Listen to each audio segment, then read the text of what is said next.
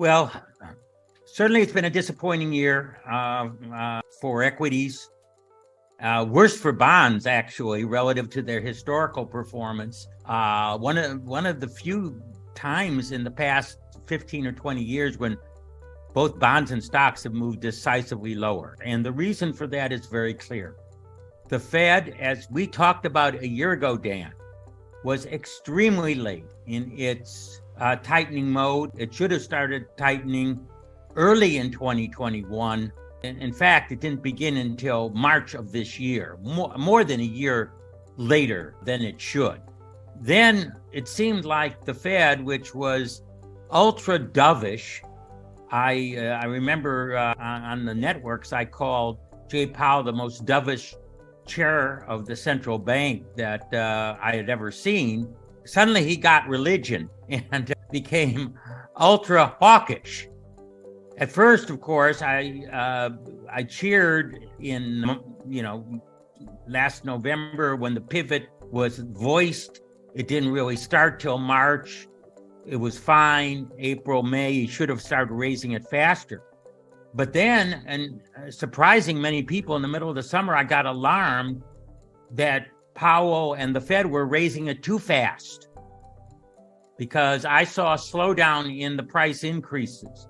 And I began warning that the danger now is over tightening. Nonetheless, this has been the fastest increase in the Fed funds rate that we have seen probably in the post-war period. And as every finance student at Wharton and around the world knows, financial assets are discounted at the interest rate plus a risk premium. And when the Fed sharply raises the interest rate, those valuations must go down, and they did. I attribute, therefore, most of the decline that we see to the rise in interest rates, not the fear of recession. Not that there isn't a fear of recession. There most certainly is. But if you take a look at it, it's mostly an interest rate phenomenon that has caused this decline. Most certainly, without question.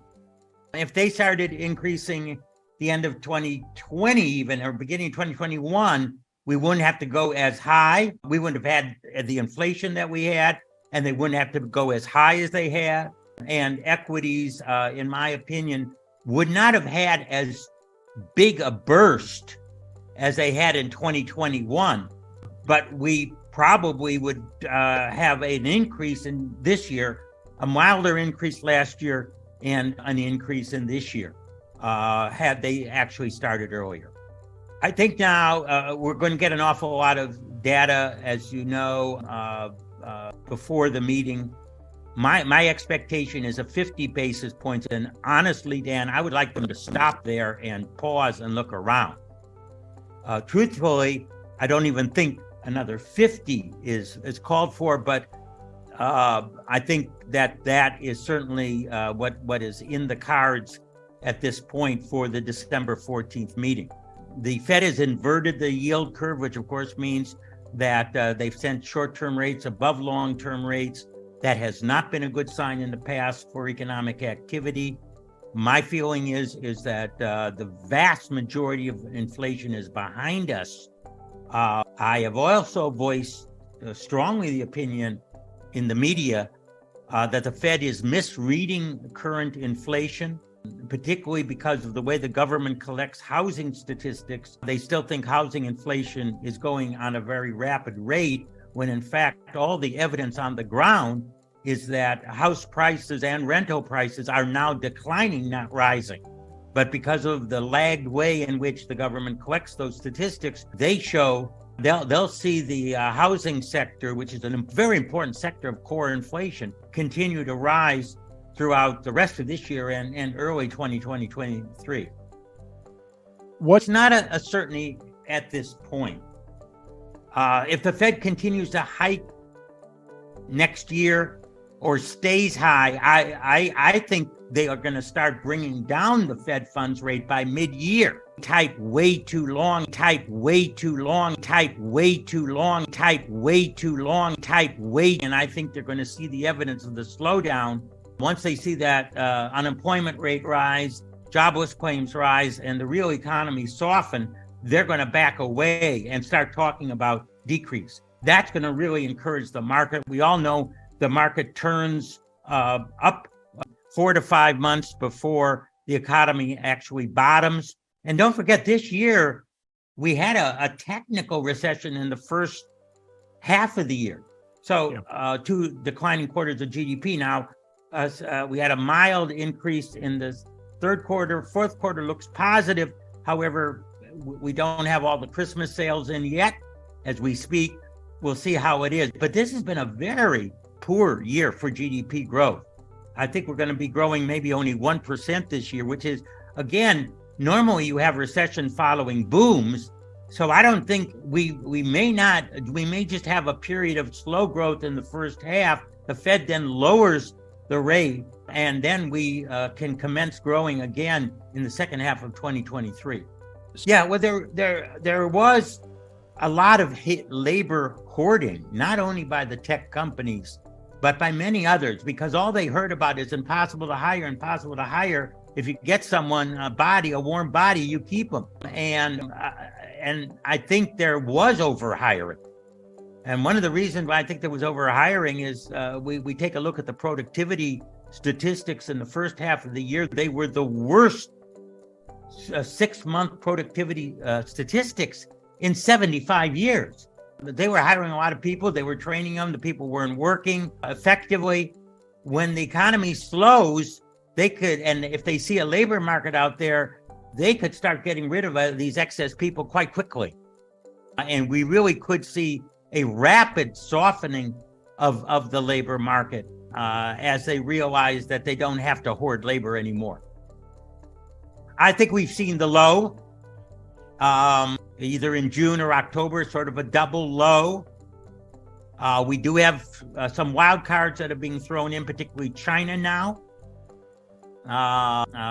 which I think is a significant issue. But I think when the Fed starts bringing rates down, even a mild recession would not cause earnings to go down enough, I think, to cause a new low in the stock market. Now, I say that, Dan, because no one in the short run should ever put their life at stake on what they say about what's going to happen in the stock market. My feeling is the stock market is anywhere from 10 to 15% undervalued on a long-term basis. And I think 2023 is actually going to be a very good year for equities. Not bad at all. Actually, they often say gridlock. Wall Street likes gridlock because they think the government interferes too much with business. So if they don't get a lot of things done, except for, of course, national emergencies, that isn't a bad thing. I think, of course, everybody is going to be positioning towards 2024, those elections. What are the Republicans going to do? Are the Democrats going to keep Biden? Is there going to be new faces? I really think that is going to be the most interesting political events of the next 2 years.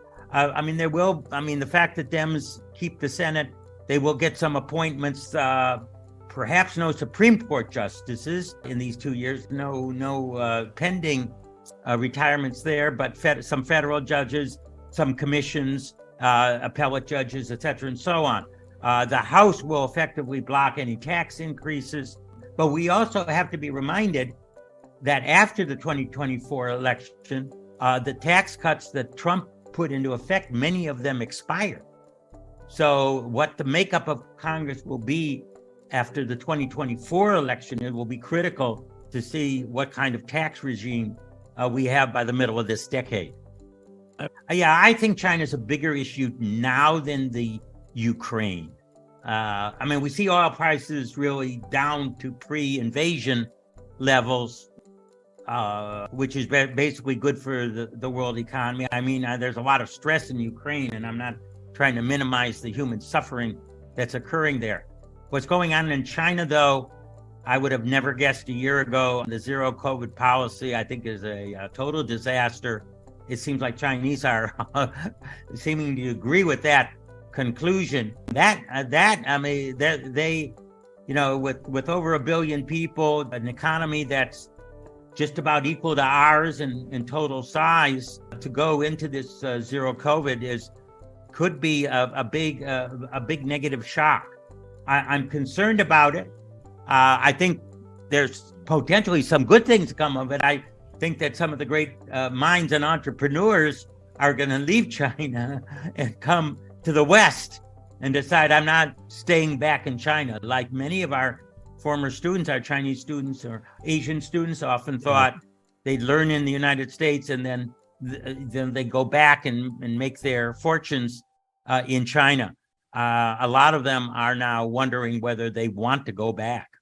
Yeah, I'm definitely cautiously optimistic. Some people say that this is the most anticipated recession going into next year ever, because so many people are forecasting it. And when too many people forecast something, my feeling is that often that drives the market below its fundamental values. So it might, a lot of bad news is now factored in, I think, to prices.